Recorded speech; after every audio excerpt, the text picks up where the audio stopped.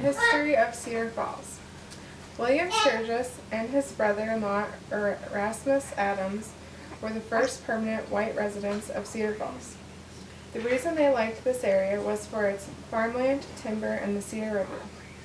For these reasons, the Sturgis family claimed the land in 1845. Although you can't tell it now, back in 1845, the Cedar River was crystal clear. By the spring of 1847, there were 10 families living in Sturgis. William built his family's log cabin near where the Ice House Museum is today. Sturgis wanted to build a dam but was not having any luck. He needed more money. In the fall of 1847, the Overmans arrived in Sturgis.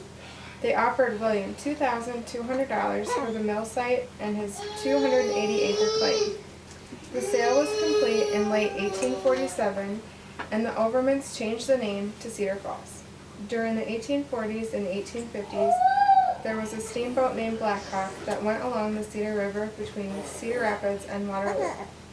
But due to the shallow depth of the Cedar River in Cedar Falls, it prevented the Blackhawk from operating in Cedar Falls. This added friction to the relationship between the two communities, which was already tense due to Waterloo relocating the county seat to their community. Between 1855 to 1860, Cedar Falls grew from 450 residents to 1,500. The first post office arrived in 1850, the schoolhouse in 1853, then the railroad connection in 1861. The Civil War Soldiers' Orphan Home was opened in 1863.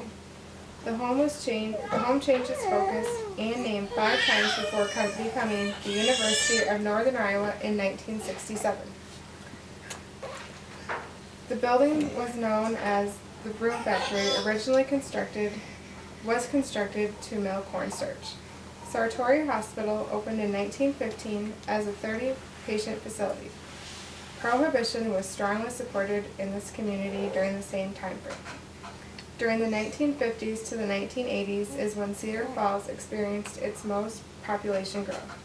This was due to nearby expanding businesses like Chamberlain Manufacturing and John Deere, both in Waterloo.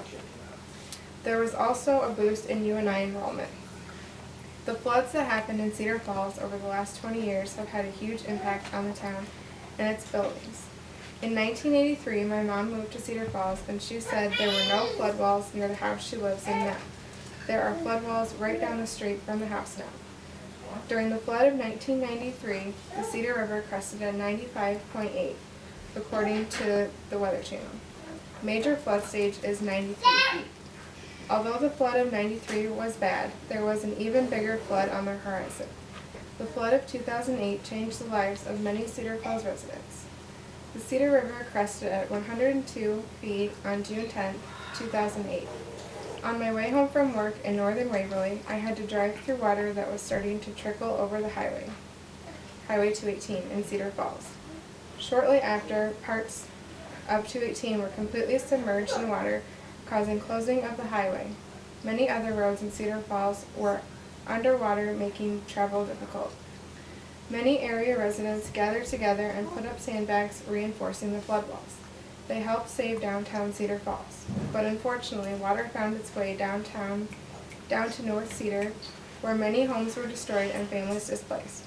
My husband's childhood home was destroyed by this flood, as well as his grandparents' home, which had 5 feet of water on the main level. The boathouse where my wedding reception was destroyed by the flood and has not been rebuilt. Many Cedar Falls residents are still feeling the effects of this devastating act of nature. Despite these horrible floods, Cedar Falls continues to be a vibrant community with a population of 39,260, according to the 2010 census. The town has come a long way since the days of William Sturgis, and I am sure there are many more exciting changes to come. And here is my audience.